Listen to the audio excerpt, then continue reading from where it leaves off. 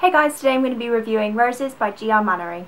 So other than The Little Mermaid, The Beauty and the Beast is probably my favourite fairy tale. So when I heard there was a retelling going around, I was very excited to read it. And then it's obviously written by our wonderful fellow booktuber Rose Mannering, which made me even more excited. I bought this book in December and I finished it the other day and I absolutely loved it. The story takes place in an alternate universe where there is a huge divide between the wealthy and the rich. In this alternate universe there are magics and humans. They have a very hostile relationship due to the Red War, which is basically a battle that happened between them where lots and lots of blood was spilled. The story takes place in a place called Sago. Now I think I'm pronouncing that right. It's how I said it in my head while I was reading the book, so apologies if I'm pronouncing it wrong. And a young girl called Beauty is born.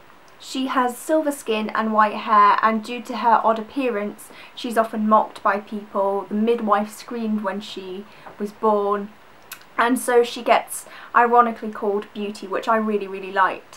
When I read the blurb of the book and discovered that her name would be Beauty rather than Belle, I was kind of wondering why the author decided to go down that route, if there was a legitimate reason for it or if it was just on a whim, but I really liked the fact that Beauty was basically called it out of spite. The book's writing style was beautiful. There was some wonderful description in the book.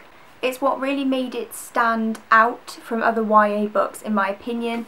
It says on the little bit on the inside ages 12 and up. Sometimes when you're reading YA books like that are kind of aimed at 13-year-olds, you can really tell, whereas with this book it was completely accessible to me as it would be to 12-year-olds, which I thought was really good. The language used was beautiful. You got a really good idea of the kind of surroundings that the characters were in.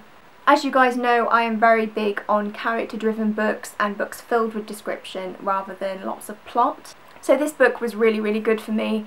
I wouldn't say it's slow-paced, but if you prefer something with a really fast pace, lots of witty dialogue and action, then maybe this isn't the book for you. Having said that, the book isn't necessarily slow-paced, it's just very big on character building. What I also enjoyed about the book was the fact that it used the original fairy tale as a guideline. It didn't necessarily stick to the original fairy tale that we know and love. And by not sticking to the narrative directly, it means the things that happened in this book were a lot more unexpected and a lot more mysterious.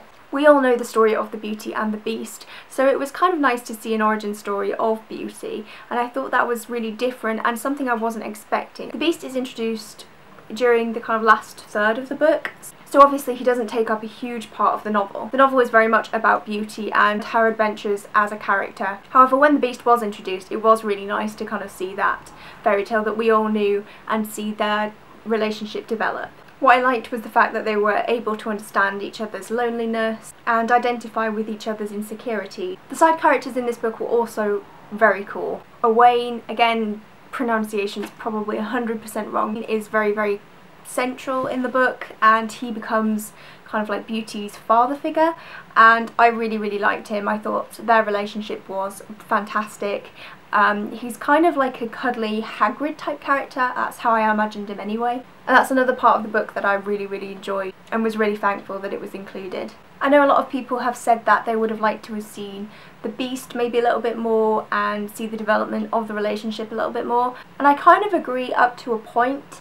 However, you all know the story of the Beauty and the Beast. However it's told, it's always going to be kind of the same, and it's going to feel very familiar. So from that point of view, I was kind of glad that the author went a different route and stuck mainly to Beauty's origin story. While the relationship maybe did feel maybe a tiny bit rushed, I did think it was a really good way of doing it, and rather than having a book centred entirely around a relationship, it was really nice to see the development of an individual female character. I believe there is a sequel in development, I could be wrong, but the book is left very open towards sequels, and that would be something I would love to see. I would love to see more kind of fairy tales incorporated into this world, and to see more of the kind of politics of the magics and the humans going on in there. That would be fantastic.